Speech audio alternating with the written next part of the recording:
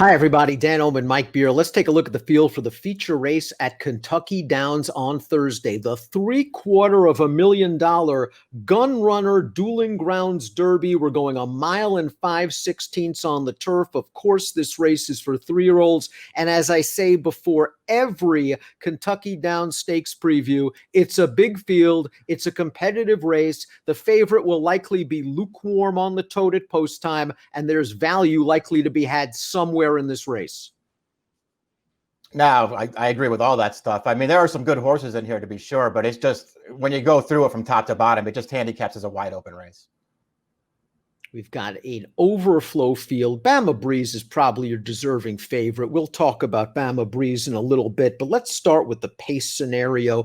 The pace is expected to be fast according to Timeform US. I see it solid. I'm not sure it's going to be blazing. Big Dreaming has speed. Joltin' Joe has speed. The six-piece Achieved has speed, but it's not like any one of those three horses are absolute blazers, Mike, that needs the lead. I think the pace will be contested and fair, maybe not exactly fast. Yeah, I'll be surprised if it's fast. Those three horses they have up front, they all do have forward running styles, but none of them are horses that absolutely need the lead to win. I'd be shocked if they went a fast pace in here. Horse stepping up in class is the number one Dyna Drive, who's won his last two starts. He only has one bad race on his page. That was at Woodbine as a 2-year-old. And I like the fact that Kelly Breen, a real shrewd horseman, claimed this horse last time for 40. Let's watch Dyna Drive's win for the $40,000 tag at Saratoga. Widest on the outside, yellow and black silks. Dyna Drive kicks into overdrive right here, and he's going to run down Bad Beat Brian, who lives up to his name. Yeah, this was for Mike Maker, this horse racing for a $40,000 tag. I thought he ran well in this race, Dan. I liked this win from him. I can't, say that after it was over, I thought, well, we'll see him in a stakes race next. But listen, he ran well in that race, and his new connection's going to take a shot here for a very big purse. Like the number one Dyna Drive, Sham Rocket's only been off the board once in his career, but he's only won one race. I do think he's taking slight steps forward. Last time out at Saratoga in an allowance race, he kind of got in a box going into the first turn, had to steady a little bit, and now we're turning into the stretch, and he's widest. It's not like this pace was very fast. I like how he picks up horses in the last eighth of a mile to quicken. He obviously will have to improve as he steps up to face better horses, but he's certainly in the right hands with Christophe Clement manning the helm. All right. The advantage that he has is that he's just a horse who really wants distance. So you feel like, getting, out to a mile and 5/16, it's going to help this horse, and it may not help some of the others. And he is improving in his recent form. You can see it right on his page that he's getting better. I can't say I'm a huge fan of his, Dan, but he wants every bit of this trip. Just look at the horses Joltin' Joe's been against in his 5-race career, in against Art Collector in his career debut over this course at Kentucky Downs, finishing a good second behind King Guillermo 3 starts back. And then he won this maiden last time out when they finally got him in against the restricted foes in the New York Stallion Series. He just was able to get a really nice, comfortable trip on the outside, just better than these horses. Yeah, that's the real story of this race. You're right in that, early in his career, he was facing really, really good competition. And then they got him into this race where he's basically beating nobody. This was a very weak field, even though he was a maiden. And he only ran an 80, Dan. I mean, it's not like he got better when he won. He kind of ran the same race that he'd been running while catching the right field. It's Mike Maker. He's stretching this horse out. I think you have to respect him. But boy, I had a tough time getting behind this horse in this race. Big Dreaming has a gorgeous pedigree. He's done little wrong, and he just has all the upside potential in the world. He's a son of Wayne Catalano's stalwart mare, Dreaming of Anna. He's won his last 2 races. He'll have to step it up a bit from the buyer's standpoint, but there's no reason why he can't in only his 4th lifetime start. He's a very interesting price play simply because of pedigree plus potential plus performance thus far. I agree with all those things. We'll see, how good he turns out to be. I'll say this: I like all 3 of his races so far, and he's been very professional. I just like the way that he's gone about his business. He sits good trips, and then he finishes with some real interest in his races. I wonder how far he's going to want to go, Dan. I'm not sure the added distance actually helps this horse, but I think he's talented. Fighting CB, the number 5, received a great ride from Brian Hernandez Jr. when he captured the grade 3 with anticipation stakes as a 2-year-old at Saratoga. Hernandez realized nobody else wanted the lead, so he went. And Fighting CB controlled the moderate fractions and he scooted on home. He then competed in some salty races on the dirt against Tiz the Law and the Kentucky Jockey Club last time out. He's just fine on the turf. As a matter of fact, I think he might even be better on the turf. But this long layoff going 10.5 furlongs, that's no easy thing to do. I think he's a better turf horse too. Yeah, the layoff has to be a concern. I'm going to see how much he can improve here in his 3-year-old debut. I think he will take a step forward. I think he has some ability, but boy, going this distance off of this kind of layoff is not going to be easy. The 6-piece Achieve does have some credentials. Last year won the grade 3 Bourbon as a 2-year-old. They ran him in the Breeders' Cup Juvenile Turf. It didn't work out. I think that race in the Caesars, Mark Casse was just using that race as a prep. First off the layoff, he ran on a little bit at the end. It was yielding ground that he didn't like. I'm expecting a much tighter and fitter piece Achieved, but I am concerned that this distance is a little far for him.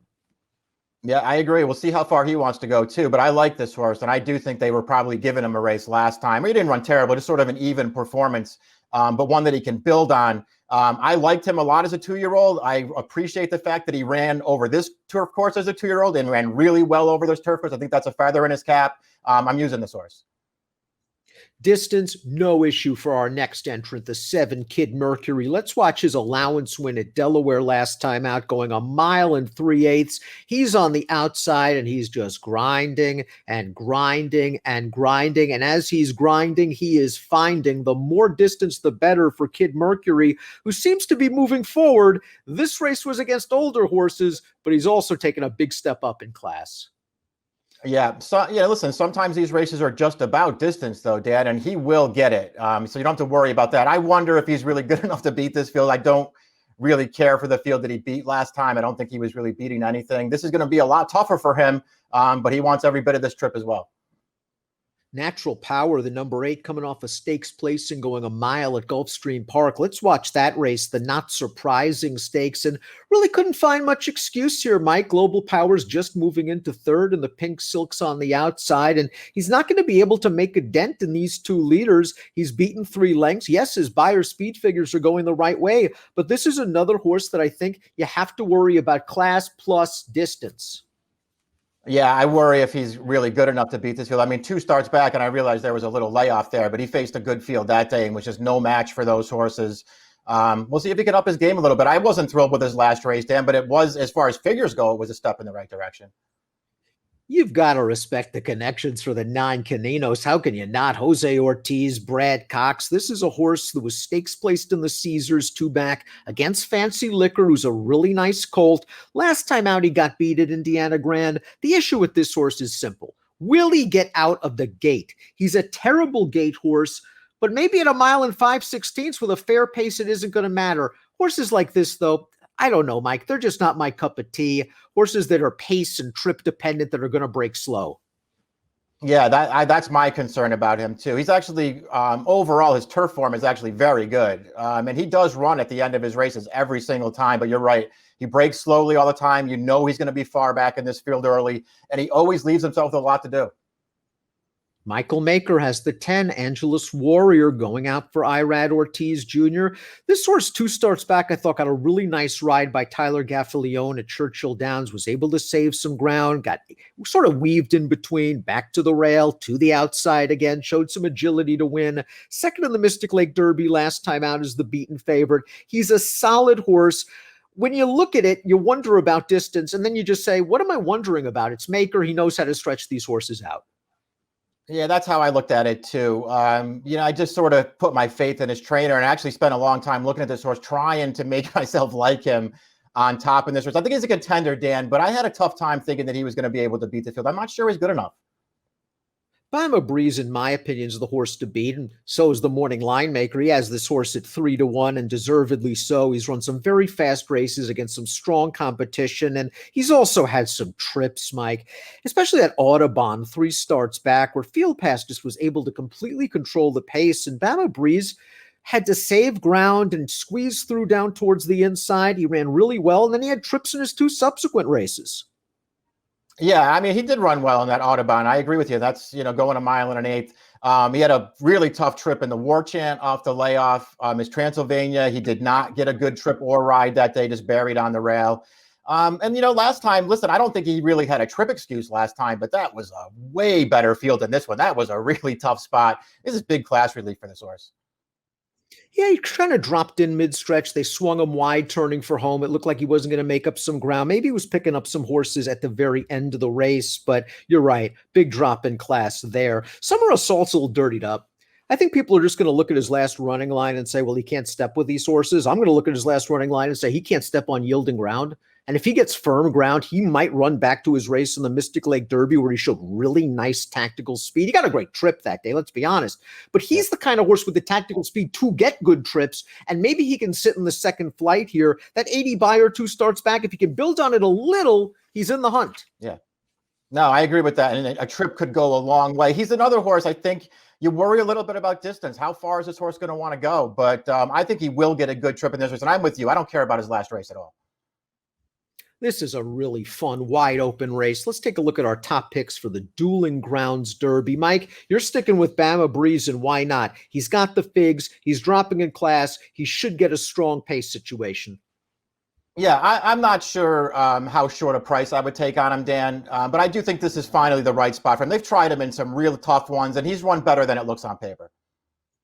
Shamrocket's figures put him right in the mix. Whether he's classy enough to go with a horse like Bama Breeze, that's a different story. But I think the point you brought up when we discussed him earlier, that this is a horse that really wants distance, that could play into his hooves as he goes this demanding 10.5 on the European turf configuration to Kentucky down. So I'll go with Shamrocket over Bama Breeze. You're going with Bama Breeze over Kinenos, who might have to overcome a slow break. 11,946 for Mike, 211,980 for me. $750,000 is the purse for the Dueling Grounds Derby. An approximate post is 432 Central. Good luck.